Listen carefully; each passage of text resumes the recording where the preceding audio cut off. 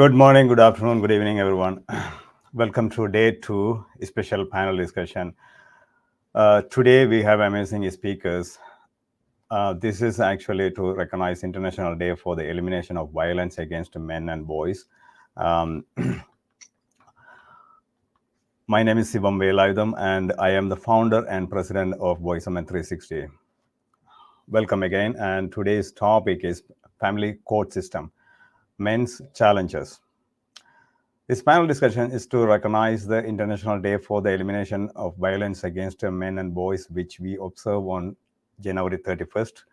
This is our fourth year's observance, and this year's theme is providing help, healing, and hope. Thank you, Dr. Jerome Tulak Singh, for appointing Voiceman 360 as the Canadian coordinator for the International Day for the Elimination of Violence Against Men and Boys. Indeed, it is a great honor to be the Canadian voice. Yes, Voiceman 360, we will take this opportunity very seriously, give high priority to this movement, and we will do whatever we can do through our platform.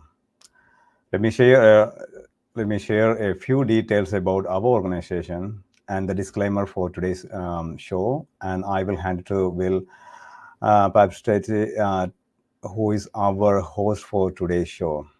Voiceman 360 is a non-profit organization founded in 2020 and is based in London, Ontario, Canada. Voiceman 360 was born out of seeing tremendous need and stepping up to provide services to help support and overcome men and boys' life challenges. We are part of International Men's Day. International Men's Day has been serving for over 21 years, and so far 90 countries around the world joined together and doing various activities regularly. IMD follows 6 pillars, which is the overall well-being of boys and men. We follow in the same footsteps. And the disclaimer, before I introduce our host for today, I would like to go through our disclaimer. We would like to remind you that Voiceman 360's mission is always delivered with good faith toward peaceful harmony. The views and opinions expressed today's discussion are those of our speakers and do not necessarily represent Voiceman 360. Our organization engages in discussion forums to offer inspiration and create awareness of the issues of men who wish to overcome their life challenges.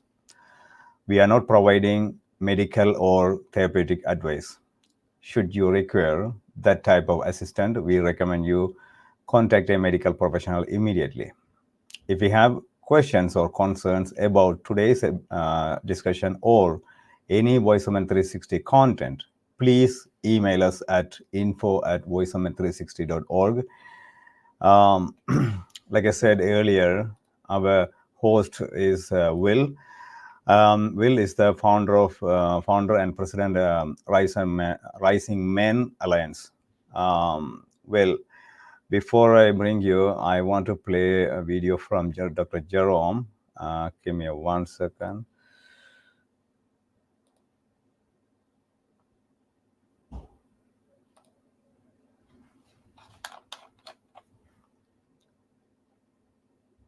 Can you guys hear?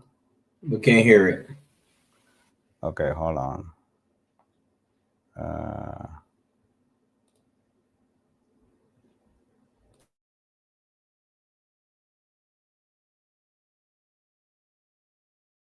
Boxing, and I want to commend.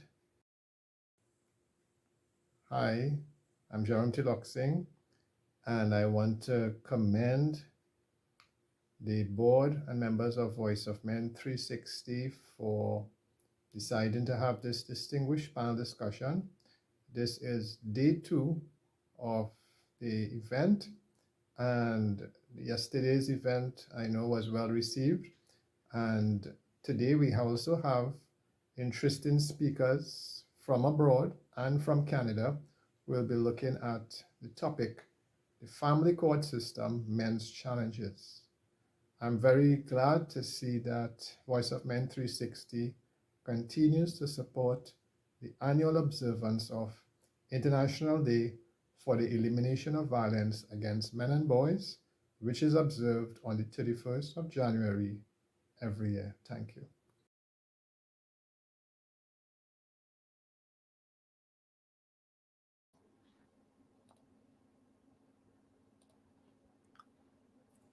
Good evening, good morning, good afternoon, everyone. Thank you for being here. Ladies and gentlemen, welcome back to day 2 of this great event, the Family Court System Men's Challenges. Again, it is an honor and a privilege to be the host of this event, which is particularly close to my heart, not just as a man, but also as a father of 2 boys. For those who are not familiar with me, my name is Baptiste. I am a Haitian Canadian, born in Haiti, raised in Florida, and have been residing in Montreal for the past 16 years. I am a coach for men. I am an author of The Will to Rise. I'm a speaker, and I'm also the founder and president of Rising Men Alliance, which is a nonprofit that is located right here in Montreal. And to our panelists, I would like to extend my sincere thanks to each and every one of you for joining us tonight. It is both a pleasure and an honor to spend the next 90 minutes with you, participating in such an important and much needed discussion. I would also like to thank our viewers who are watching live, as well as those who will be watching on replay. Now, without further ado, I would like to introduce our panelists. I'd like to introduce the women first, and then we'll go with the men. So we'll start with Zenly first. Zenly, go ahead, introduce yourself. Let us know where you are calling from and what you do. Over to you. Okay, hi, good morning. Again, my name is Zenly Diansuy, also known as Coach Zen here in the Philippines. I am a music and mental health coach, and at the same time, I am the founder of MenCourage Philippines. So basically, MenCourage Philippines is a pioneer support group for Filipino men, focusing on mental health and addressing family challenges. And MenCourage is not just a support group, it is a movement dedicated to breaking the silence surrounding men's mental health, challenging stereotypes, and creating a community that uplifts and empower each member. And of course, MenCourage is we are providing counseling service through collaborations with professionals and offering legal aid services so that men can easily navigate, the family court system here in the Philippines, and we work towards establishing a shelter for men experiencing domestic abuse.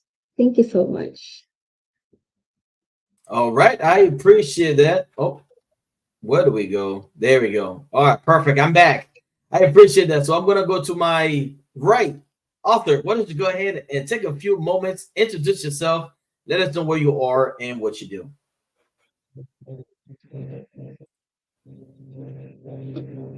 You're on mute. Let me try that again. Yes. It's wonderful to be here with everyone. And it was wonderful listening to you, Will, host the event last night also. Just terrific. And to Zavam for all the incredible work that he does to bring this all together. Thank you for doing all of that. My name's Arthur Lockhart. I'm the Order of Ontario recipient, the author of the Tao of Personal and Social Transformation, and the founder emeritus of the Gatehouse, co-founder of the Survivors Council Canada, founder of the Global Poetry Movement. And for the last 47 years, I've been involved in the criminal, social justice, education, all related to the issues of, when you really get down to it, violence and disconnection. And so that's what I've been doing for these past 47 years. The Gatehouse is the only organization of its kind in Canada in terms of all the different programs it provides there. And I'm sure we'll talk about those types of programs as we go throughout the evening. So once again, an honor to be here with everybody from around the world. Wonderful. Thank you. Absolutely. It is a pleasure to have you, sir. Thank you for the work that you're doing. Yeah, we'll get it. We will have a chance to talk about this in the first part of the segment tonight. So Tyler, I'm coming straight to you, my brother. Go ahead and introduce yourself. Let us know where you are calling from and what you do. Great. Thanks very much, Will. So yeah, my name is Tyler Alviano. I'm calling from Toronto, Ontario, Canada today. And I'm a criminal defense lawyer with Neuberger and Partners, just like one of the other panel speakers yesterday. We work at the same law firm together. Our law firm primarily specializes in intimate partner situations, whether that's domestic violence or sexual assault. That's sort of the niche area of criminal law that we've carved out for ourselves. So we often see men, when they're sort of at this crossroads in their lives, come to us at very vulnerable situations, and we often sort of help them navigate through the criminal justice system. All right, I appreciate that. So we're gonna go over to Brian. Brian, thank you for being here tonight. And why don't you go ahead and quickly introduce yourself and let us know who you are and what you do and where you're calling from. Thank you very much. Can you hear me okay? Loud and clear. Okay. My name is Brian Morrison. I'm all the way here in Glasgow, which is in Scotland, in the UK. I'm the founder of 3 different projects. First of all, I'm the founder of MASCA, which is for male adult survivors of child abuse. Also, Brave Hearts Scotland, which supports male survivors of domestic abuse. And that also includes same-sex relationships. And finally, I'm also the appointed coordinator for International Men's Day here in Scotland. Thank you very much.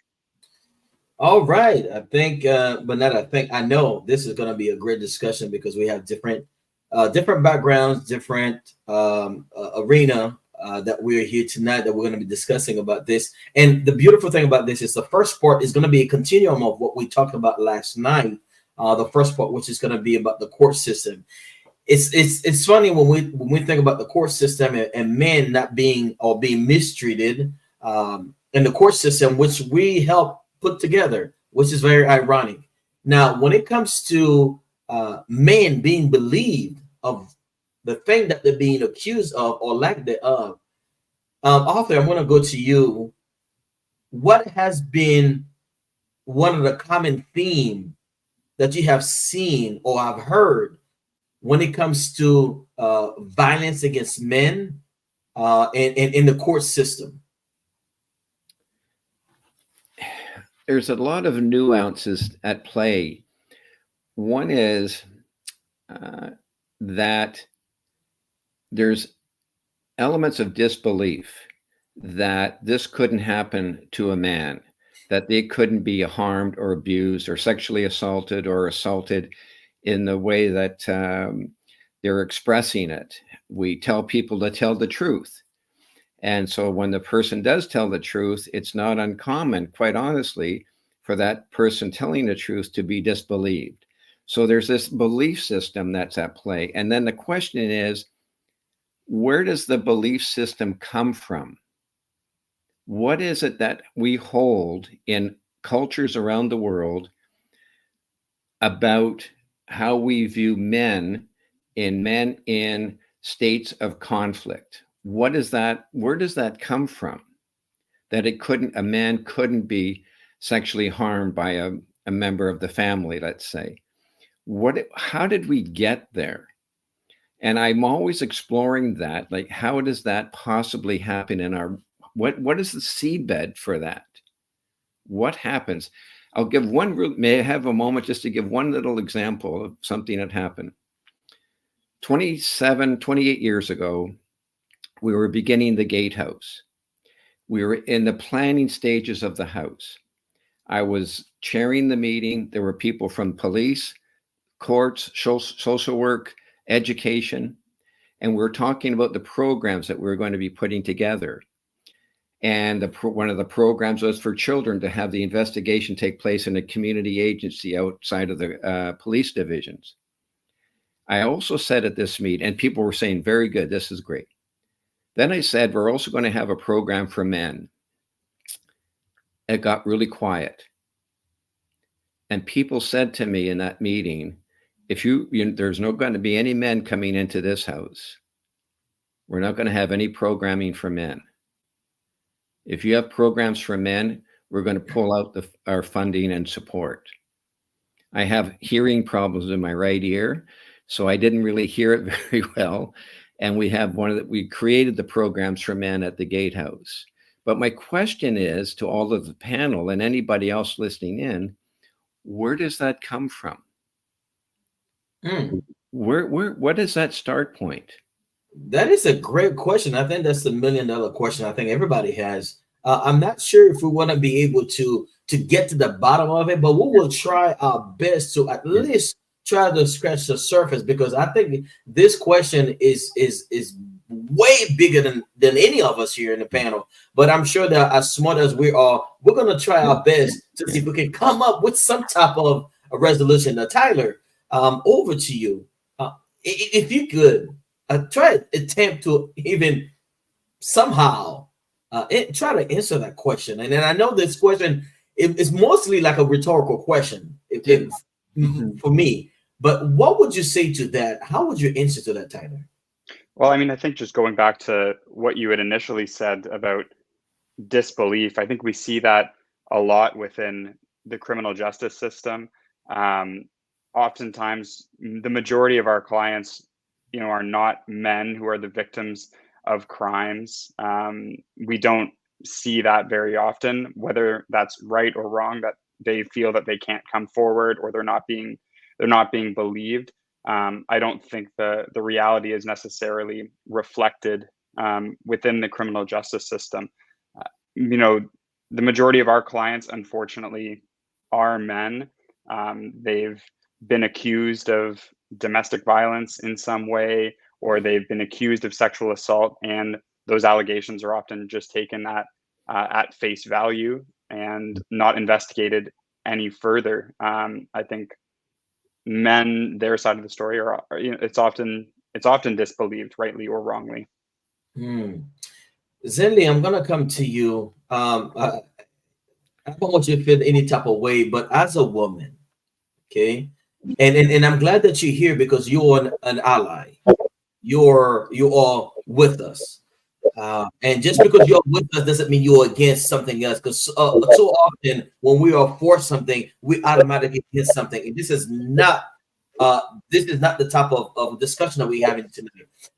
From a woman perspective, and that decide to get into this arena of men issues, why in the world do you even care about men's issue to the point where you just wanted to say, you know what, I want to be a voice for the men as well? Well, it's very personal for me because I have a personal experience. I was in a relationship with a domestic abuse survivor. So I saw and witnessed how the justice is very unfair to them, and how the family court is unfair. The child support and the child protection services is really unfair to the men and fathers.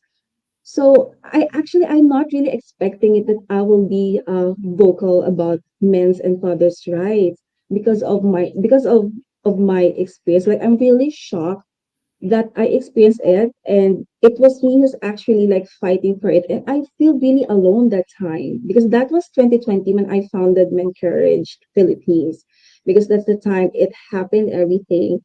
And when I tried to reach out to different embassies to the UK, um, I can't really get some help. It's like we cannot really support him because there's no enough or available resources that we can support this guy. So it's like I realize, oh my God, it's a serious thing that you don't have any help. Men and fathers don't have help and available resources like us. Like, you can just type, women's rights, women's helpline, and it's boom. It's like it's everywhere. It's like it's dozens. But for men, it's very crucial. It's very difficult to contact. And sometimes they are like questioning you, like, why? I mean, why did he allow that ex-partner, ex-wife abuse him? It's like they're questioning. I mean, but he's a man, so he should fight that. Like he should not allow, the ex-wife of the ex-girlfriend emotionally abuse him. So there's a lot of questions. So instead of like helping us, I'm receiving a lot of questions, and like they're skeptical about the story. So for me, it's like I realized that time it is now my lifetime commitment to speak up as a woman. For me, it's also my responsibility now to speak up about your rights, about father's rights, because I'm close to my father, and like I can imagine like what if my dad experienced that? It's heartbreaking. So I really put my blood, sweat, and tears in my advocacy and connecting to a lot of people, not just in the Philippines, but everywhere to share my story and to connect with people, with like minded people like you, to know that there is a woman here that I, is very compassionate to voice out what men and fathers experience. And yeah, so that is the personal stories. That's why MenCourage is created. That's why I'm here speaking in front of you. That it's really it's really heartbreaking that it's it's difficult to get some like a proper help for boys, men, and fathers. Wow. Thank you. And something that resonated with me that you say, I think that was fascinating, is that when a man were to ask, to call or to make some type of crying out, rather than being believed, he's being doubted of what happened or being questioned. Why did you allow that to happen? As if they bring it up on themselves as a man. You're not supposed to do that. But then the thing is, on the flip side of that, if we react, then we get in trouble. But so now we can't protect ourselves. We're being blamed for not protecting ourselves. And if we do protect ourselves, somehow, shape, or form, then we'll be blamed twice. And I think it's very unfortunate. Brian, I'm coming to you, and this is going to be mind blowing when you're going to answer this question for me. Now, I hope you're ready. You mentioned I'm something ready. earlier. Yes, you mentioned something earlier in your introduction, talking about the a gay couple, not two men, or it could be two women too. And this instant, we're talking about two men. What happened in an instant? One of them is the perpetrator, and the other one is a victim. Okay. What do you do? Right. Well, I can actually answer that personally from my own background as a gay man. I was in a relationship for many years, and I was being abused by my partner. Now, the problem was that when the police arrive and they struggle because they don't know how to deal with it, who to take away, what they do is they look and they look at who is showing a problem. For instance, during the time of the abuse that I was in, I had an alcohol problem as well. So they quickly snapped onto that, the police, and they said, right, okay, he must be the person that's the violent one because he's the one that's smelling of alcohol. Now, that's the funny thing about it. They quickly tried to think of a way to get one out of the way, but they struggle the same as they struggle with finding out who is the abuser. And I also like what was said by Zenly regarding the UK, because I go to the courts quite a lot to support men, and some of the people that I've supported, I know and have seen them being attacked by their female partners. We get to the courts, and the police and the courts will not let me speak on behalf of the man because men are not victims. It's not known. It's not believed. It's the same as International Men's Day, for instance.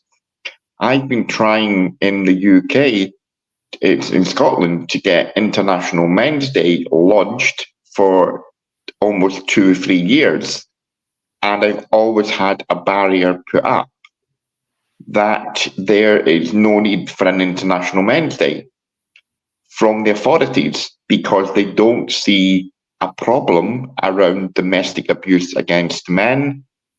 So there's a lot of work to be done here in the UK. Wow.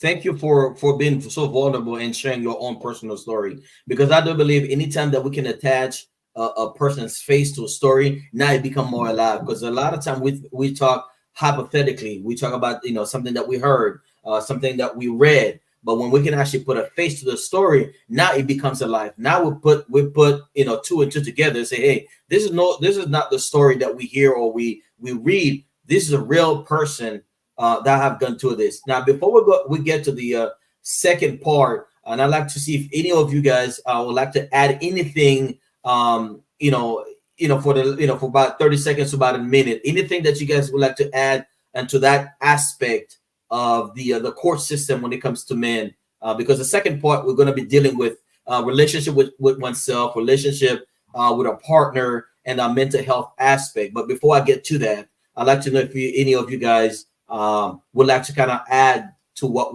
has been said so far. I suppose Brian, okay. Brian, you have your hands up. Go ahead. Yeah, I'd just like to come in and say one more thing. Again, I mentioned regarding the courts. As I said before, I go into the courts and I support people who have got alcohol problems.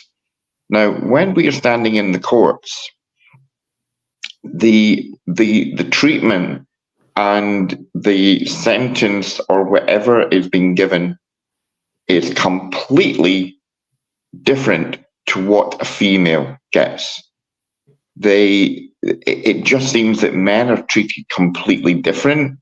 They get worse treatment, and I've noticed that, and I just thought I had to bring that in. Absolutely, appreciate that. Who's the next author? You want to go next, or Tyler? Just one. Tyler, go ahead. Oh, sure. No, I was just going to build off of what Brian was saying about the challenges that men face when police arrive onto the scene. We see this in our line of work particularly often. The police have very little room for discretion and for investigatory work, which is ultimately what they're paid to do. And when it comes to domestic situations, they're not really given that latitude. As soon as they get a call saying some sort of altercation happened, they generally take a statement from usually from the woman, and then they lay charges based on that. And they're not often given the full picture of what's happened in that altercation, or given the ability to investigate the specific nuances of the relationship or what's gone on. It could have been a very balanced argument, but they're getting a one-sided picture in the moment, and the police don't have any latitude to lay charges, not lay charges. There's no discretion there. They automatically just have to press charges, and that's why we end up with a lot of men as clients who were in these domestic situations that they ultimately say either didn't happen the way that their partner is presenting that it happened to the authorities, and it's too late to take it back at that point. The wheels of the justice system have already started, and it's out of their hands at that point, and now they have to hire a lawyer and spend lots of money in order to get themselves out of that situation. Arthur, go ahead. Yeah, just wanted to add one stream in all of this as well. Oftentimes, in these scenarios, the default scenario is a criminal or retributive response to this experience. We're going to send in the police. There's that kind of dance right at the beginning of the whole piece of work that's about to unfold.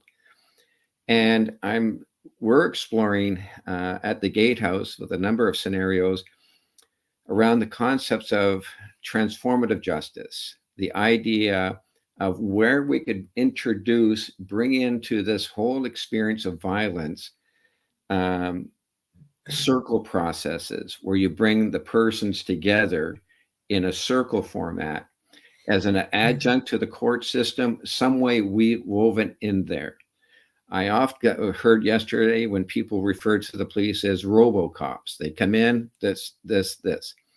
And I think that there might be room to explore, and there has been in many different places around the world, where the response is not from a retributive response, but from a stance of transformative.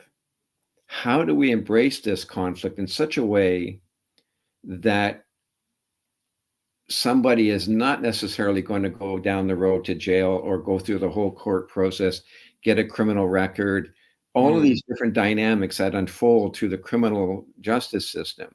Is there something else that we can weave into this so that there is discretion at the outset? What are the techniques to do that? We're going to be talking later, I believe, about mental health. We've heard a lot of discussion about policing in terms of having people en route with them to a situation, and the police don't intervene. Someone else intervenes. That's more in the land of, I want to say, conflict transformation. Let's say that.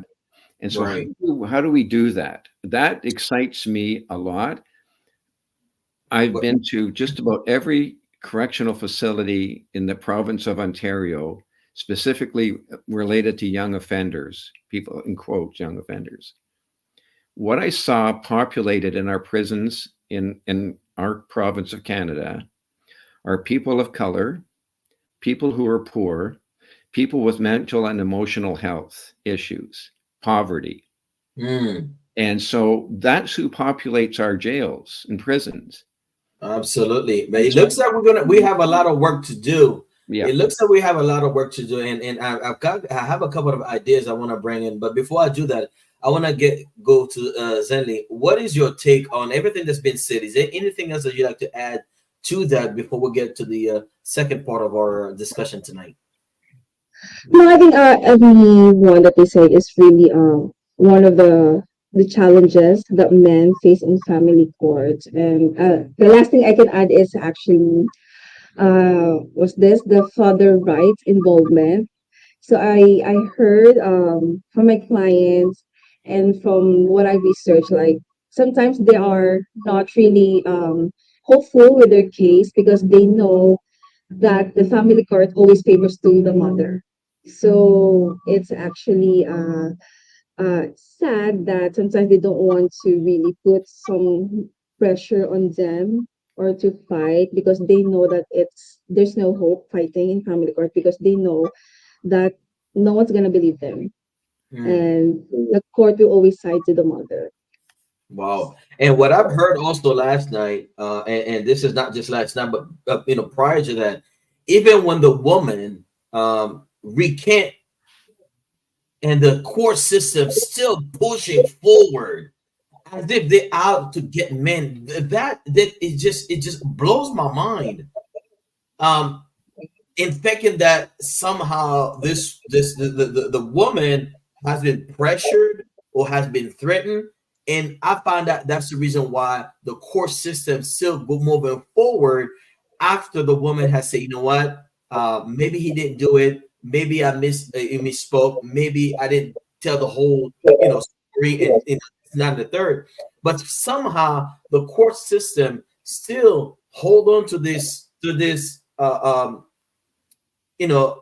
accusation and ruining a man's life. From that standpoint, now he's no longer have access to his children. He's a second-class citizen, and never mind if that man has some mental health issue, and which is the second part that we're gonna get into. Because, quite frankly, to be quite honest with you, all of those things that a man go through, I don't see how his mental health will not take a toll. I don't see how this man can be right in his mind after he has been accused for something he didn't do. It could be a blatant lie. How could you expect a man like this not to have some kind of mental breakdown? Now, I wanted to talk about the relationship with this man. Never mind a relationship with other people or a romantic relationship. What happened when something like that happened? How does this man view himself? Where does it go from here? From individual standpoint, would this man hate himself? Would he ever have a healthy relationship with himself? The reason why I say that is because we can't have a healthy relationship with someone else if we don't have a healthy relationship with ourselves. So I'm gonna go ahead and take it over to you, author, and help us to understand from a man perspective, how does one even begin to have a relationship with himself? I think that one of the keys in all of this is disconnection. Disconnection from myself and disconnection from others. When you look at people who are in states of distress, I think it's pretty hard to find a person who somehow has the relationship's been impaired in one way or another. So what you want to have happen is to create a space and a process for a person to express their voice. Hence the title of the organization sponsoring this evening, Voice. So that if we can do that in a place where a person can begin a road of self-discovery by being able to tell their story openly, that's the first big step forward. When the men come to the Gatehouse, as an example, all of these people have been harmed in a variety of ways. They'll often say, walking up those 5 steps was the longest short walk of my life. And they find their way into a space, sitting down and engaging with people who don't wait to speak. They listen. They genuinely listen. If we could somehow move those kinds of retributive, transformative elements into other areas, whether it's policing, corrections, and so on, that's a first step to helping somebody in a state of distress to start getting strong again. So that would be one of the comments I would make. I appreciate that. So it's definitely, in order for the person to love himself, what I'm hearing is first he's got to express whatever it is that's going on inside of him to be able to do what we call the, having a self-awareness and introspection to say, okay, this is what happened to me, but also it happened for me, but it does not define who I am. And that's when we got to bring back the self-love. Tyler, it is easier to say than done. I mean, we can talk till we're blue in the face, but the reality is this man, his spirit, so to speak, has been shattered. How does he begin to reconcile with himself? Because he might say, you know what, it was my fault. I should have never been at this place. I should have never been with this woman. Now, this self-sabotage, this condemnation, he's bringing on himself. How does one even begin to reconcile with himself?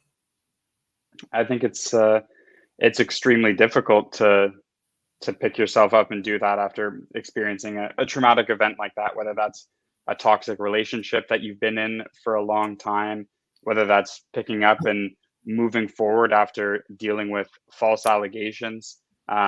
We see that regularly in the context of criminal law, men getting falsely accused of sexual assault or domestic violence and having to pick themselves up after having successfully defended that and move ahead and forge on with their life without, and carrying the stigma with them as they move forward. In terms of how they can move forward, I think that's really difficult, and each person's journey will be a little bit different than the last. But I think they need to really separate themselves from what happened, and recognize that it's not their fault, and they could have just been trapped in a bad situation and have to forge ahead. And I think they also have to be open to therapy, and discuss, and being more open to discussing their problems. I mean, I know that there's already a stigma associated with men receiving therapy, but I think that that's also an important step in being able to learn effective tools to move forward after something like this.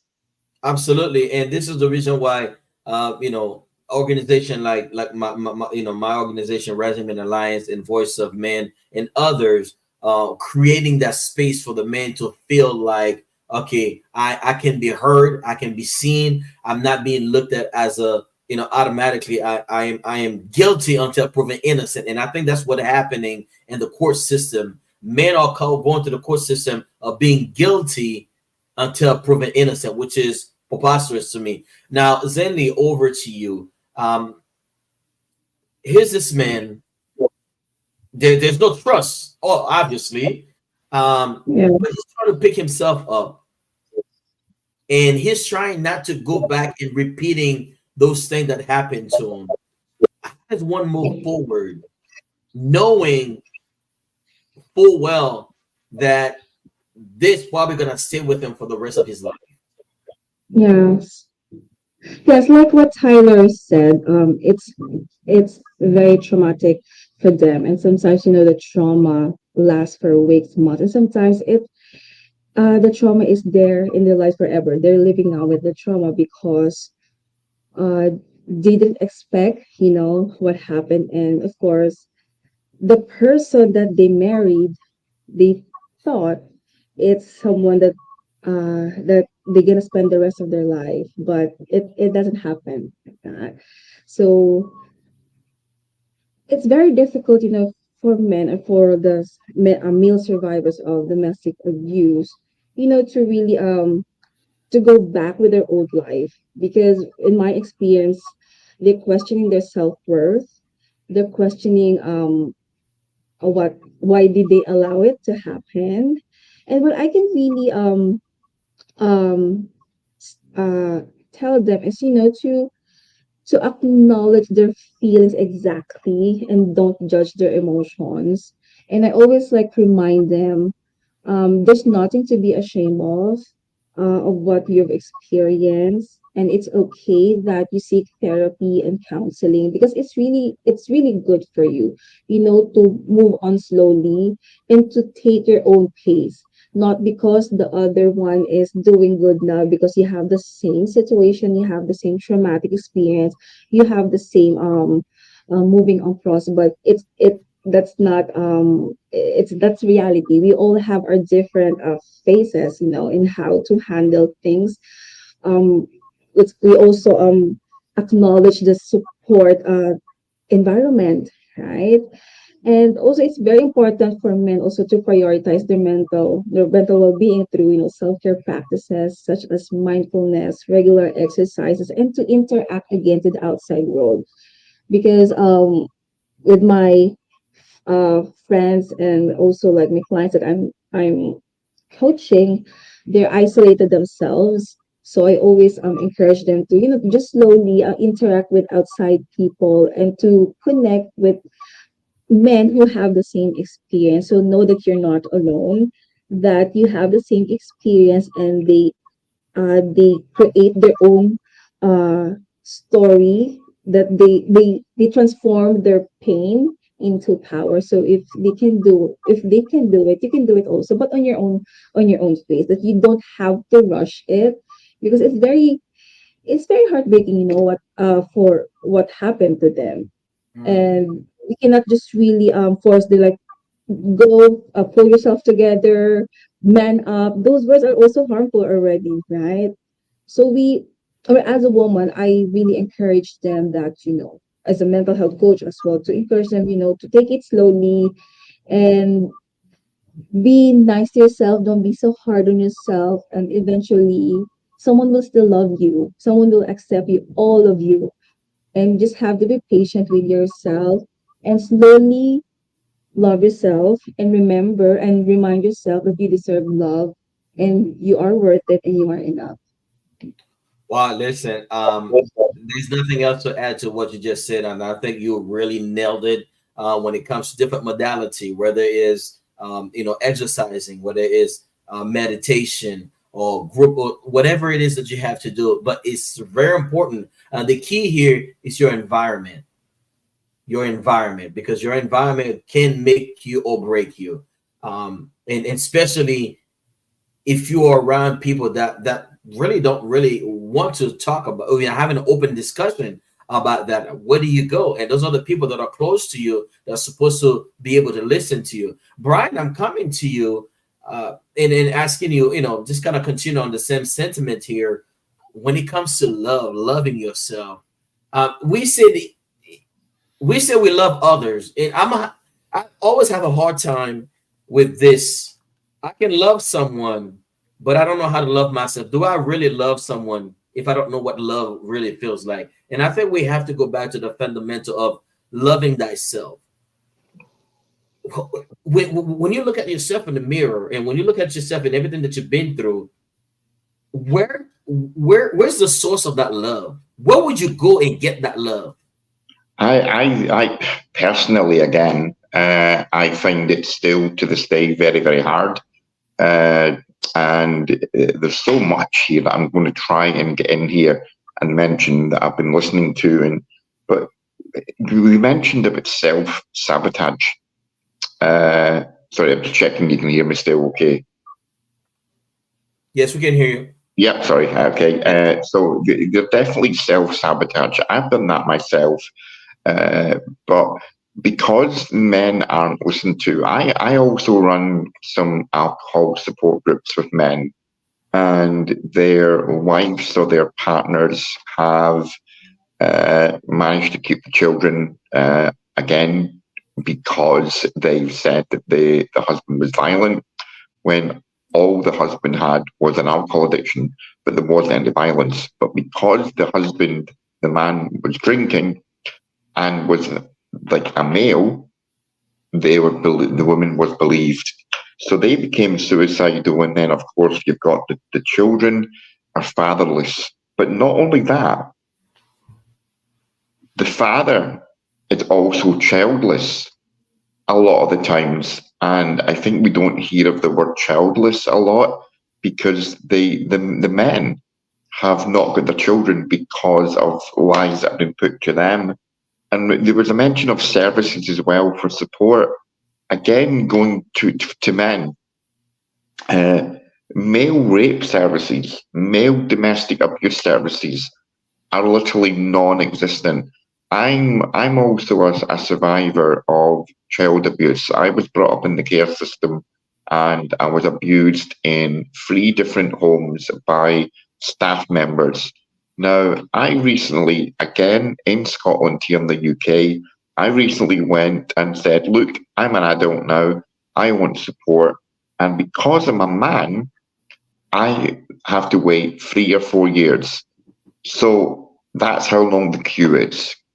There's so many men out there that are victims of abuse, sexual abuse, and domestic abuse, and they're having to wait years, double the time as females, for support, because there's so many of them. But it's not been told, it's not been publicized. So there's so much out there. And again, a lot of men are just giving up and they're committing suicide, unfortunately. Wow. May I just jump in on that point? Yes, yeah, quickly, yes. Ben, Brian, rather, I would invite you to, and I'll send you the emails to a fellow in Glasgow who's a remarkable fellow named Jeremy Sachs, who's doing work in that area, and he's situated in Glasgow. And there's another person who's situated in Edinburgh, who's Matthew McTavish is his name. who is also is doing incredible work and bringing attention to programs for males who have been sexually abused and sexually harmed. So right in your neighborhood. So I'll send that off to you before the evenings. Your day is over and my evening is over. That's amazing. Thank you very much. I'll be glad to do that. And I'll also send along to you the template that we use at the Gatehouse for men here in Toronto, that you could draw from that as well. And I'm sure we could be in further conversation to support you in whatever way we can. So good on you for what you're doing, Brian. And we'll certainly, from our end of it over here, support you on that and give you material that we use all the time for the last 26 years. Beautiful. Amazing. Thank you. Okay, you're welcome. Absolutely amazing.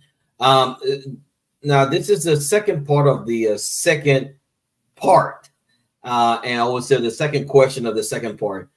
And that is, now we just talk about a relationship with oneself. And let's just hypothetically say, well, we got to a point where we're not fully healed, but we're getting there. We're still alive. So we have not, fully, totally self-sabotage ourselves to the point where, we're just back on the streets and doing the same old thing. Just say we're putting ourselves together. And now we meet a beautiful young lady that we want to date. Now I'm coming to you, Zenly.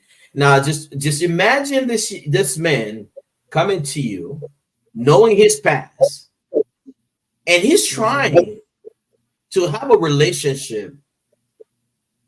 How will this man possibly trust again? Number one, and number two, how will it be viewed or judged by this woman because he's been accused, even though the thing, the charges might have been dropped or whatever, but the fact that they've been accused kind of leave a stain on his self-esteem and his name and so on and so forth. How would you receive this man? Like I said earlier, that I had a relationship with a male survivor of domestic abuse. So it's not very easy because every day when we're together, I have to listen to his trigger warning with his suicidal thoughts and his pain, those pains that sometimes I don't know how to help him, because it's like, I mean, he's a good person, and you want also, right, like if you can take all the pain from that person, from your friend, from your family, you will do it. But of course, it's like what I did is personal, for me. Like I take it easy, and I was very patient, and I don't force anything. Like I let him do your own thing, and I'm just here, waiting and supporting you that time, and just try to to be compassionate with his pain and not to force him. Like, it's been 1 year, it's been 2 years, it's been 3 years, 4 years, because it caused more stress and pressure for them, that they were thinking that it's not they're not really worthy of love or any future partner. And of course, with my clients as well, or with my friends who also ask me regarding about the situation. Well, I told them, you eventually you will find a partner that who will accept everything about you, even you're still broken, and they will be with you every step of the way, and they're not going to force you to heal. Because for me, I don't know if really, for me personally, I don't know if someone is really like totally healed, because eventually all of us, we have all this silent pain or silent struggle that we are facing every day, and we just have to, to acknowledge those experience and pain, in able for us to face another day, and enable for us to really to fight for our current relationship, or what we want to achieve in our personal career. Right. So, like, yeah, so that's it. So I mean, just I mean, if you really love that person, you will be patient with him. But of course, I just want to remind each and everyone that it's also okay to walk away. Because Right. sometimes it's like even you are now suffering from depression, you don't know what to do. Like every uh your time, your energy is there, and you don't notice that you're also suffering already from depression. And a lot of people are like that, right? So they're neglecting their needs because their partners they need 24/7 Right. support from them. Basically, they're neglecting their needs, and so much focus, they don't know that they're suffering as well. So I always remind them, and also me, that you know if it's not really healthy anymore, and if really you maybe just need to be friends or something, but you still support them, it's okay to walk away and focus on your mental health. Because if both of you are really struggling with both mental health, it's unhealthy, and it will become toxic for both of you. Absolutely, absolutely. We don't want any toxic relationship at all. Tyler, I'm coming to you, and I know you're not a relationship coach. Well, I can't assume you're not. Uh, but let's just hypothetically say you have a friend that has been through this, or you may have just a client that just say, you know what, I just want to hear your advice. What would you tell a man that wants to get in a relationship but scared to death that this may occur? That's number one. Number two, how will this woman view or judge this man based on his past? I mean, this is real. What would you say to this friend that just desperately want to be in love again, but somehow his past kind of get a hold of him? Yeah, I mean, oftentimes lawyers wear many hats. I've had clients open up to me about these kinds of situations before, or open up to me about, you know, relationship issues that they've had in the past. I think my advice to them when they're sort of carrying this stigma with them forward is that, you know, they have their own truth, and if someone's not going to be willing to accept that and hear their story, and accept their past, that someone's being vulnerable and opening up to tell them about, then that might not be someone that is worthy of being in your life at the end of the day. um that people have to be willing to accept what you're telling them and believe you, and if that's not something they're willing to do, then um they ultimately shouldn't be a part of your life. Mm, mm. I'm hearing some boundaries. I mean, that's a word that keeps coming to me. Boundaries. I mean, knowing when to walk away, knowing when to, after everything you try and fail, then you say, you know what, maybe doesn't mean you're a bad person. You're just not the right person for me. Author, and I know you're the guy with the wisdom and then all the understanding, and I know that you've got the magic answer, which is we've all been waiting for. So give it to us. A man coming to you say, listen, I'm not sure if it's even worth it. I'm not sure if it's even worth getting in another relationship because maybe this may happen to me again, or maybe there may be this cloud over my head, that this dark cloud over my head, that I'm always gonna have a chip on my shoulder, that I'm never gonna be believed again. What would you say to that young man? I'll actually do it with you guys right now. I'm going to ask the group here just right now, just to engage in this one little tiny thing. If you just sort of sit so your hands are just on your knees facing up, just like that, just like, yeah, put your hands on your knees and just take a breath nice and slow in and out. Just breathe in slow and breathe out slow. Another one, this time through your nose and just out through your mouth. And just one more. Into my nose and out through my mouth. Now, just right now, just take notice of your body and your thoughts and your feelings from doing that.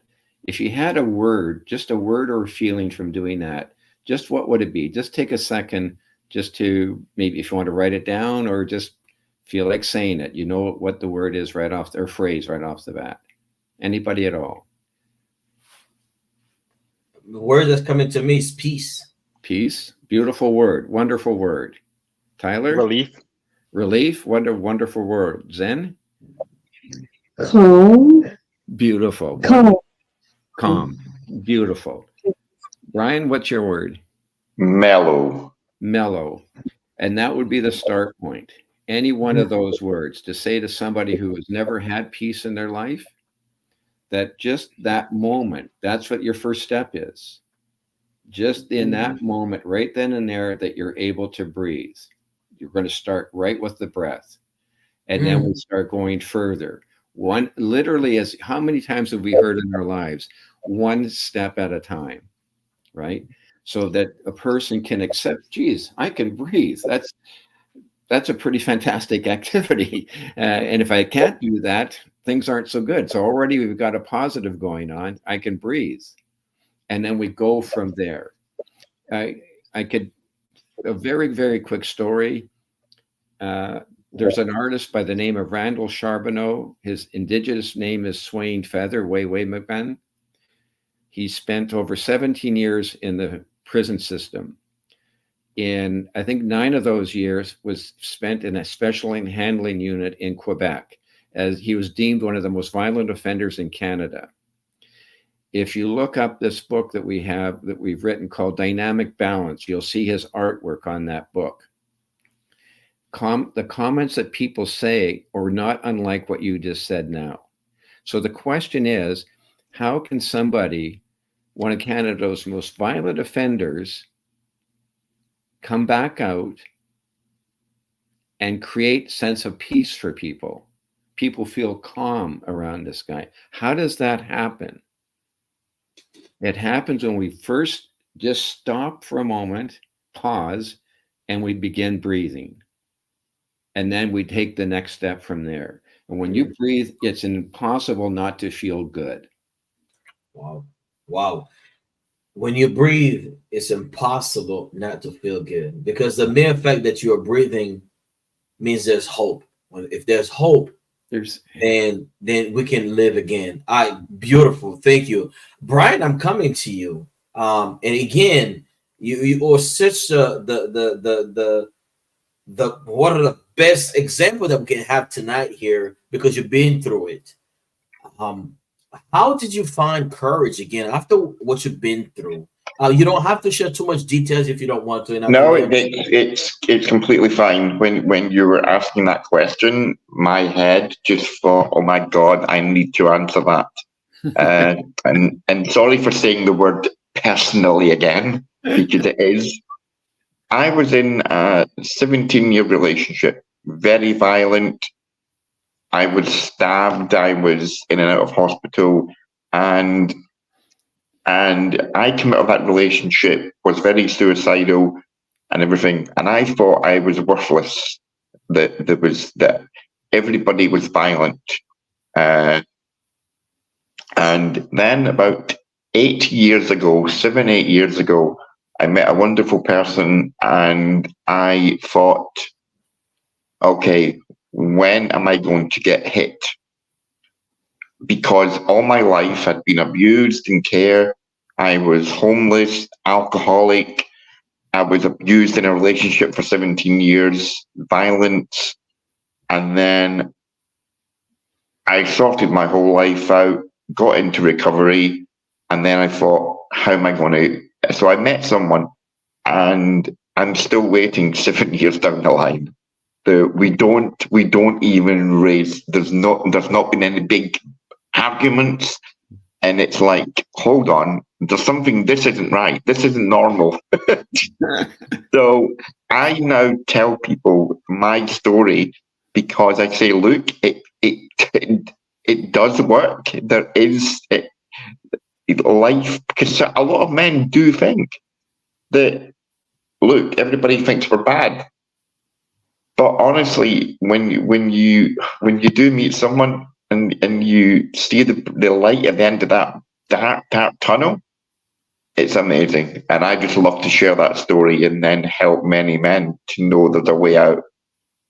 appreciate it, Brian. I mean, it's just some people are just waiting for the other shoe to drop. They're like, well, this is too good to be true. And this is what I alluded to earlier when it comes to self-sabotage. It's like, okay, if all I've known is chaos. Now, when I see peace, I run away. Mm-hmm. I'm so comfortable in dysfunction. Now, when something is right, I'm like, there got to be something. And there's a quote that I used last night, and I'm going to repeat it again. It's the most dangerous man is not the man with power. The most dangerous man is the man that feel powerless. And when you have been in a situation like that, when you feel powerless, that's when you are very dangerous. And listen, I mean, everything that you just said, I mean, just rang so true to me to see, okay, what are you going to do now? We become, you know, there was a point of my life I was very naive, where I trusted everybody. And I was a child that was sexually abused. It's in my book. I'm in an open book, literally. Was abused from the age of 9 to 16 to 15 and molested from 16 to 18. And I didn't trust anybody. I trusted everybody because the person that did that to me, they were my caregivers and a father figure. And I was so naive. And then I went from naive to cynical. I'm like, I don't trust nobody. And I don't care if you try to help me. And I know on the other hand, you're going to try to do something to me. And after going to therapy for 5 years, having 3 therapists, I realized now I can trust again, but it's going to require something from me. And that is courage. Mm-hmm. Knowing that if I trust again, that this person can do something to me, but that's a risk that I'm willing to take. Mm-hmm. Because I don't want to live in fear. Mm-hmm. I don't want to live in anxiety of when is the next thing is going to happen. And I tell you what, on the other side of that, there's beauty. And the other side of that, there's liberation. And the other side of that, there's freedom. And a lot of it may not be where I'm at today, because it's been a long time coming. I'm 43 years old. But I tell you what, it was a work that needed to be done. And it was a 3-step process. First, I have to have self-awareness. Who am I? Who am I? Am I living under the shadow of an identity that was given to me, or am I going to find out for myself? That's the first thing. The second that I had to do was accepting, self-acceptance. Although the thing that happened to me did happen to me, and I was victimized, but I no longer wanted to live as a victim. And I had to accept those things that did happen. And third, I had to take action, because no one was going to come to save me. And I had to do the things that I want somebody else to do for me. So this, I mean, the reason why I'm hosting this, and I'm glad that I've been given this opportunity, because this is something that I've been working on for the past 5 years, because I know the damage that can do to someone's psyche as a man, as a father. It is so hard, but I'll tell you what, the work is so worth it. And I will encourage every single man. And it may sound like, you know, it's in a walk in the park, but it's not. Because every day you're still gonna have to deal with those thoughts. Why did I let this person do that to me? I could have fought this person. Why did I do it? And then now you're blaming yourself. I was there. I was a co-participant. Why did I do anything? It comes down to manipulation. It comes down to controlling you, and so on and so forth. So I have my share in this as well, as much as you guys. And I wanted to share this with you, not from a place of wound, not from a place of pain or hurt, from a place of healing. Even though I'm not fully healed, because I don't believe that anybody will ever be fully healed. If you are, great, because I think there are levels to it, right? But I have to say that the journey that I've been on allowed me to do what I'm doing today. And looking back, and I think it was all worth it. Now, before I get to the last part, I want to know if any of you have any final thoughts on the on getting back again and being able to be loved, to feel loved, and to allow someone else to love us. That's another thing. Just because somebody wants to love you doesn't mean you're allowing the person to love you, because we are being so cynical. Anybody has any final thoughts on that before we get to the last part? There has been a number of people over the years that a refrain has surfaced from their stories, and it's basically this: when you're able to express your fears and vulnerabilities, that's when you're at your strongest. And so that what we do and are engaged in at the Gatehouse is creating a space where people can express what their fears are. Their fears are, I'll never have a relationship. Their fears are, I'll never, and then you can fill in the blanks. And so by beginning with the notion and the experience that already they've demonstrated courage by reaching out to someone, that's a position of strength right off the bat. And then you can move forward from that strength. And because many, many folks have just what you've been describing have been conditioned the opposite. 20 some odd years in prisons for many people, 10, 12. And when they come out to express vulnerabilities, it's a rough, rough road. Oh, yes. But when you do in such a way that you have people nodding their head saying, yeah, me too, I've had those experiences. And then they breathing through it, like I said before, allowing awareness to come out. Then you start to very gently, mind you, very gentle. And gentle doesn't mean weak. Gentle is very strong. And so that you gently collaborate together on a person developing a sense of who they are. Absolutely. And it's a wonderful, wonderful experience. And I just want to comment about the speakers here this evening to say, just as I'm sitting listening to everyone, it's beautiful what you're saying. Because there are people listening tonight that maybe people we may never ever meet. Isn't that extreme? It's kind of a neat thing. People we never meet, and your words somehow have lifted and gone on and sat on their shoulders. Right. What a gift you guys have been giving this evening, the men and women here this evening. What a gift. Thank you. And I want to just, point out something that you said. It takes strength to be gentle. It takes a very strong person to be gentle, to be kind. And that just, definitely does it for me. Now, we're going to talk about something that is still taboo, especially in my community. We don't talk about this. I'm going to tell you a little bit about my community when it comes to mental health, because we look at it like an illness. When we talk about mental health, we're going to talk about physical health. We can talk about financial health. It's like, okay, yeah, well, absolutely. But as soon as we say anything about mental health, all of a sudden, everybody run for their lives. I mean, from the Haitian community, we don't talk about this because as soon as we talk about mental health, they think of some kind of a black magic. Or they'll say, we can't afford to have any mental health issue. Or they'll say, it's a white man thing. We don't have the luxury. Now, ignorance is bliss. We know that. And I love my community and I love them. But when it comes to mental health, it's still taboo all across the board, especially when it comes to men.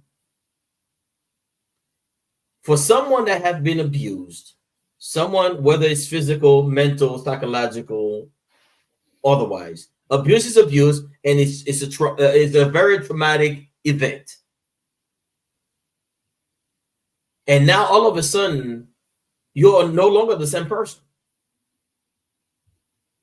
Now you said this person, you have been through this. There is something that's going to happen to you, and I need you to be prepared to deal with that. And when we talk about mental health, when we talk about what it does and how it affects our children, it affects our family, it affects our work, it affects every aspect of our lives. But somehow society, and when I say about society, it's me and you, okay? Because when we talk about society, somehow we exclude ourselves like society. We're a part of society. How can we do a better job? How can we do a better job to not look at mental health as an illness, but as a crying out for help, especially for men, and especially for men that have been abused. Zenly, I'm going to go to you as a coach and a mental health coach. Give me the magic formula. I know there's got to be a magic formula out there. Yeah. Well, the best approach is like what we're doing right now, right? The open forum, the panel discussion, so we can break the stigma and of course the cultural barriers. And of course, the education and awareness. We can conduct awareness campaigns to educate everyone from the public about men's mental health. Men are also survivors, and men's mental health are important too. And they are important in the society. And like what you said earlier, that as of now, men and fathers are treated like second class citizens. That they're not important, but it's not the truth.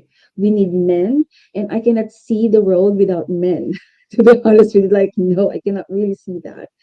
And of course, we can use, like what we're doing right now, use various social media platforms to reach a wide audience, and we can reach out to our local government or the NGO to have initiatives that can focus, of course, in men's mental health, that tailored to men's mental health and to fathers' family court challenges, and to give them the access and available resources that the women also have, because that's, I believe, that's the main the problem. What I've noticed, that it's too difficult to reach out, or it's difficult to find a coach or a psychologist that who wants to handle about men's issues, because I think because of the current stigma as well. And I know it's not that easy to eradicate those stigma in men's mental health, but I believe we are now doing something like what we're doing right now. We're doing it slowly. And like what Arthur said, like maybe someone is watching right now. We are helping the community already, that maybe they're feeling down today, they're thinking about something, but by hearing or by watching our discussion, we are giving them a little hope that life is still beautiful, and we are reminding them that they are lovable and they deserve of love, and they deserve of respect, even they had this experience from their past. And we Mhm. just need to really listen to them and give them a non-judgmental space, and which I know that is very important for men, that we don't judge their emotions and we just listen to them. Thank Right. you. Wow. Thank you. Thank you. Brian, I'm coming to you.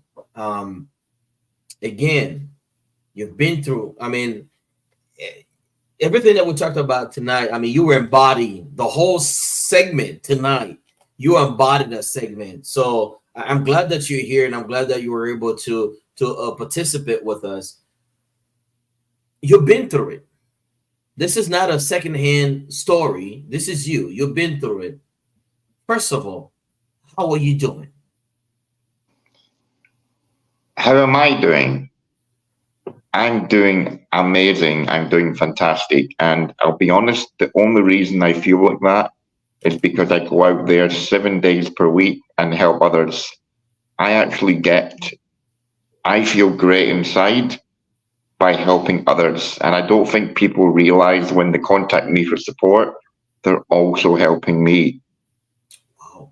And that's all I can say, because I say this every day to all the men that I support, is look, do not stop ringing me. Do not stop contacting me, because you're also helping me. We have to be there for one another, because mental health especially is really bad. And yeah, so I'm doing awesome. I just Great. love life now. you know, you and I have something similar because I've been through what I've been through. That's why I decided to work with men. And as a matter of fact, this may sound very selfish, but it did help me to speed up, so to speak, the process because I you know, I became a great listener. I become someone that showed care, you know, compassion, empathy, and because I was able to show compassion, care, and empathy to them, and I'm like, okay, so I just have to do the same thing for myself. So it really, really helped me. If there's anything selfish that you want to do, is to help others through the things that you're going through or you've been through, and you'll be surprised how much fulfillment that you get out of that. Tyler, I'm coming to you. You know, when someone's been through this, and you know probably it's going to have a long-lasting effect, do you suggest a person to go and seek some help? And I know you say that, you know, you said it earlier, you wear many hats. Is one of those hats is to recommend that they go see, get some medical or some kind of help for their mental? I mean, just to piggyback off of what you initially said about how you helping other people has given you a lot of fulfillment. I think in the same way that gives me a lot of fulfillment in my role as a lawyer, helping men through such difficult times in their life. Generally, we see men at their lowest when they've had an interaction with the criminal justice system. And when they come to us and, you know, we listen to their story, we let them tell it from start to finish without interrupting. And, you know, you can see a relief from them when they're able to get their story out from start to finish and have someone who's able to listen. And not only that, but then have a firm who believes their story and advocates for them through such a difficult time, I think is important. And you can see such a weight being lifted from them, and it's rewarding in that regard. And then as you take them through the process, ideally to get them acquitted of their charges, that is such a relief, and you can see that being lifted from them once they're through that process, and it is really rewarding to help them through that. And yet, you know, we do often recommend therapy at some point to help them get through the process. We've seen a lot of positive effects from clients that we've referred to therapists that we work with. It's really helped them deal with the process. And we really try to destigmatize men seeking help through therapy and destigmatize mental health as something that, you know, you need to just suck it up and deal with internally. I think that's not the proper approach. You have to be willing to talk about it. And I think that's why important that we're having this kind of discussion today. Absolutely. I appreciate that. Arthur, I want to come to you, and then I'm going to give it back to Sivam for a quick announcement, and then we're going to come back and we're going to close out. So Arthur, over to you. This whole mental health thing. I mean, I know that especially in the last 4 years, you know, because of COVID, we've been paying attention more to this side of you know, mental health and stuff, but it's still not popular among men. How do we normalize it? That's the word. How do we normalize men needing emotional and mental support? My experience has been saying 2 words really to start the whole relationship with anybody. We're under the banner of addressing mental health. We have a background in neuroscience, and we have a background in neuroplasticity and psychology, all these different fields. Mm-hmm. But to me, when meeting up with someone, it's the first 2 words are always thank you. I say to the person, thank you for being here now. And then when we have, that's how we begin a conversation every time. And as we have our conversation, as we go along, it's not about my going to tell them what they should do. In fact, good is removed from our vocabulary. What we talk about is what we will do. together. Together. And when we do that, my experience has been that there's a sense of being stronger. And then what happens, the person has a feeling of connection to another human being. Sometimes for the very first time in their life, after all they've been through, and different, a really genuine connection with another human being. And their story, as people have been saying here this evening, their story makes other people stronger. Their words make other people stronger. Absolutely.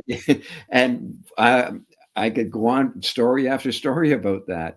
And so what it is creating that space for someone to come in, begin and telling their story, and they just hear the first words they hear are, "Thank you for being here now." Right. And then that's empowering. That's very empowering. And I like what you said earlier about not what you should do and what we will do. Now all of a sudden the person feel like, okay, I'm not totally incapable of helping myself. It's just somebody's gonna hold my hand to help me. So we're gonna take a quick break. I'm gonna bring Sivam to do a quick commercial break, and then when we come back, we're going to have a close, close out thoughts on everything that we just talked about. So Sivam, over to you.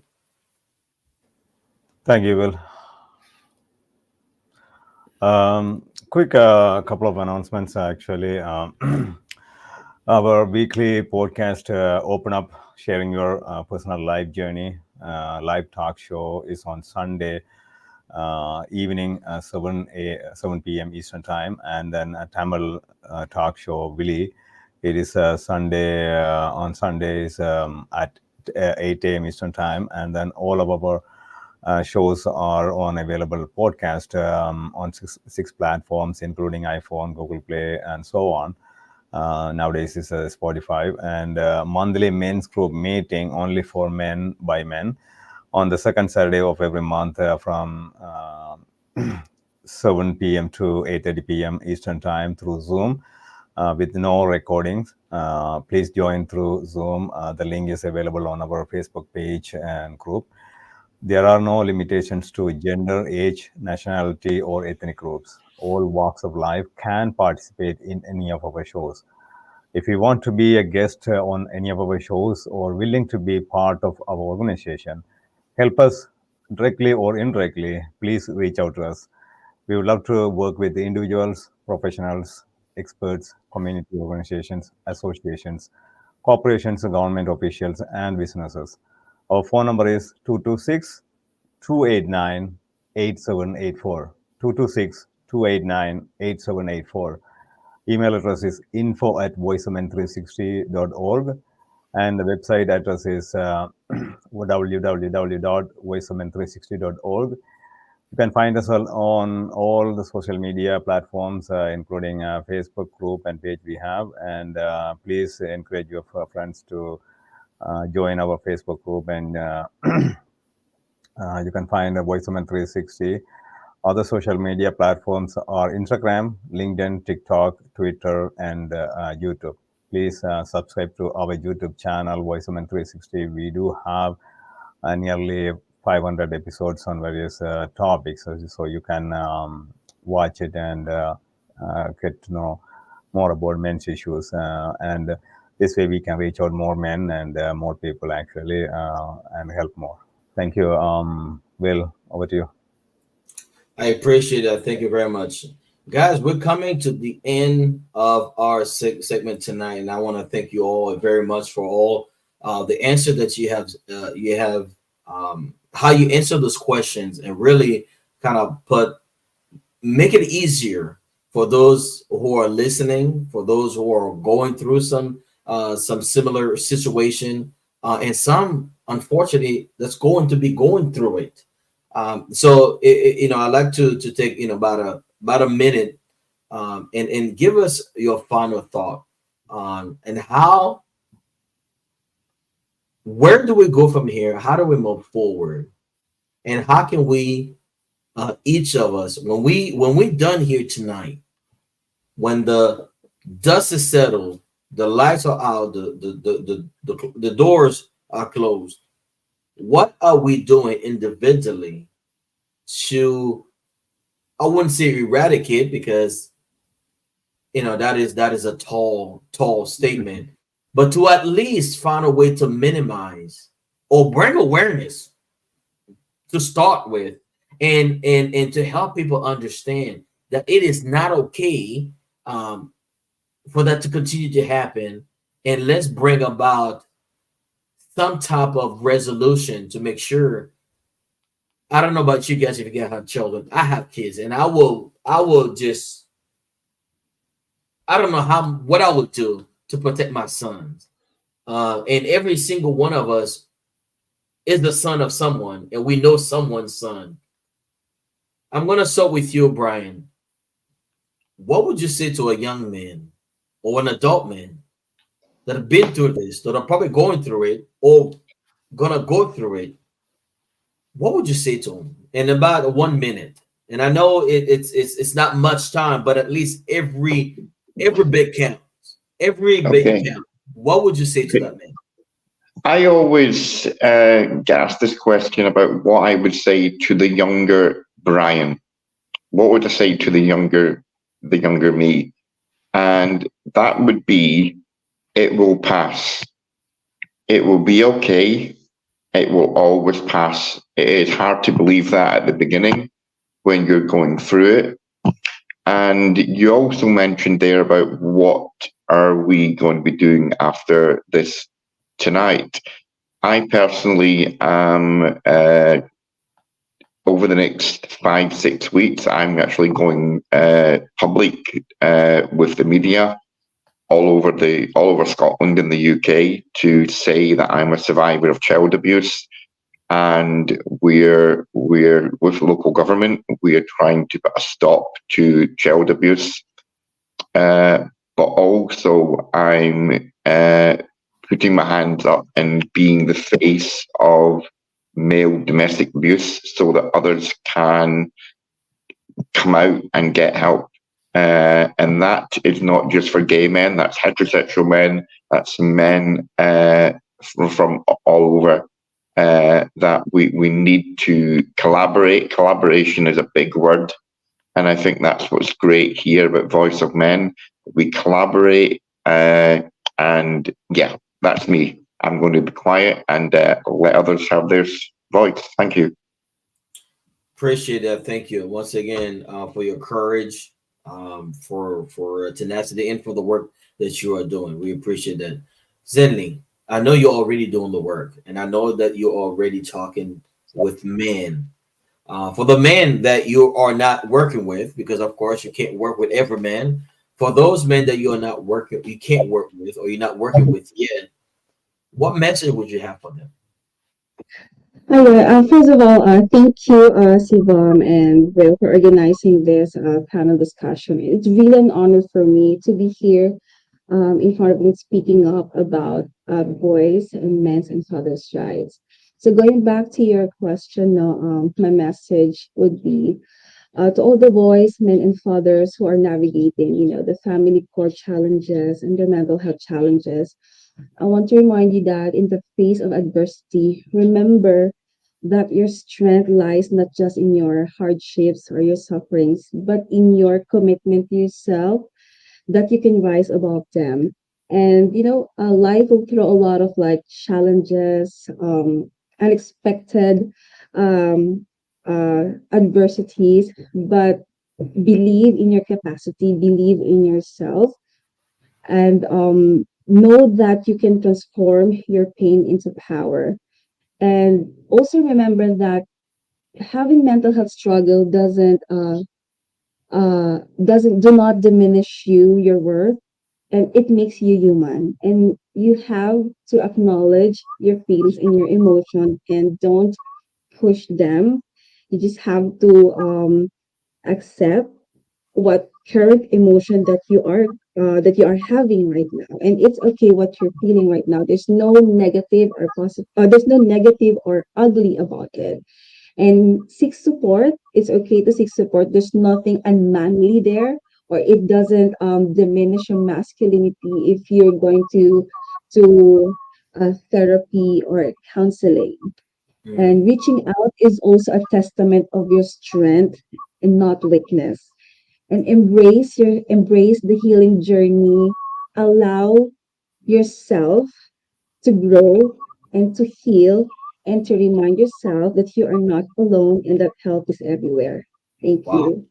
Appreciate that. Tyler, you've got the magic wand, and there's one thing that you'd like to change tonight, if you could. You have the magic wand, and there's something you could change in the law and the court system, and you know, without a shadow of a doubt, that will make a huge difference.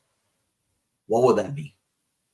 Yeah, I think one thing that would make a big difference, and that I sort of touched on towards the beginning of this seminar, is that as it currently stands, the police don't really have a lot of latitude or discretion to properly investigate crimes or allegations that are being made. They often they just respond to situations. They get one side of the story, often from the woman, and then they lay charges according to that side of the story. I think what could make a big difference would be if we were to allow the police to have greater latitude to investigate, sorry, can you still hear me? We can hear you. We can't see you, Okay. but we can hear you. Yeah, okay. I'm There not we sure what go. happened. My computer just froze on me. But yeah, if we allow the police greater latitude to investigate and really get a sense of the picture and not just automatically charge a man who's been accused of something, I think we really need to take into account the bigger picture rather than just laying charges and say, well, let the court system figure it out, because that's not the right way to proceed and does more harm than good more often than not. And beyond that, and what individuals can do, I would say it really is important to talk about these things. The more that we talk about them, the more we destigmatize these issues, and the more commonplace and the easier it becomes for other people to talk about it. Yeah. Absolutely. Now, author, I'm coming to you. You've heard all the stories. You've heard what everybody's doing or that will be doing. Is there anything more that we can do? I mean, have we not exhausted every possibility? Is there anything left that we can do and that we must do? I think the opportunity is there for all of us in a couple of ways. One is every time we meet up with someone, we at the Gatehouse, one of the phrases that we often use, we'll say to somebody, "Thank you for being on the planet." And we want to build a relationship with them right off the bat. On a larger scale, I think our institutions, educational, correctional, the court system, have to begin with taking a look at the foundational philosophy that they hold. I believe in our countries, we spend an awful lot of time on retributive responses to people. And I think if we were to spend more time on transformative responses with people in conflict that have been harmed, I think our systems would be very different. So the philosophy, what it is, what's the policy out of that philosophy, and what are the practices? And that way, my hope would be that there would be organizations in the community that somebody could go to. When Brian said earlier, there isn't one in all of Glasgow, as an example, for men. We have to say, this doesn't exist. Here's how we make it exist. We can do this. And so I think if we explore transformative social change, we really will get into reconstructing the day-to-day practices of our systems. And again, just to finish off again, thank you for being on the planet. All of you here this evening, thank you. That you're the ones, people here doing this work, that's how transformation happens. Absolutely. Change is moving things around on your desk. Transformation is turning your desk into a spaceship and taking off and really making something happen. So thank you. My goodness. I'm afraid that I don't have a comeback after this. Change is moving your desk around. Transformation is turning your desk into a space. I mean, there's nobody else that could have said it better than author. What would I do is what I'm doing right now. That's what I'm going to continue to do. You know, there's a saying that if it ain't broke, don't try to fix it. My goal is eventually here in Quebec is to have a place where it's going to be open 24/7. Good. For men to be able to call, because so many men that sometimes just need to get away. Not necessarily want to leave their family, but wants to get away to go somewhere. Where will they go? First of all, there's the financial burden. Second of all, they may go to a friend that their mind is not even there either. So what I would want to create is a place where the man could call and say, you know what, I just need a few days. And they can come and we can help them to get through the next 2 nights or 3 nights to be able to get themselves back before they do something that they will regret for the rest of their life. That's what I want to do. That's what I'm working on, and that's what I'll continue to do. So once again, this has been a privilege for me. This is near and dear to my heart. And as I always said, our job is what we get paid for, but our purpose is what we're made for. And this is, for me, is what I'm made for, because I find my purpose and my fulfillment in that. So once again, I want to thank each and every single one of you. You guys have been great.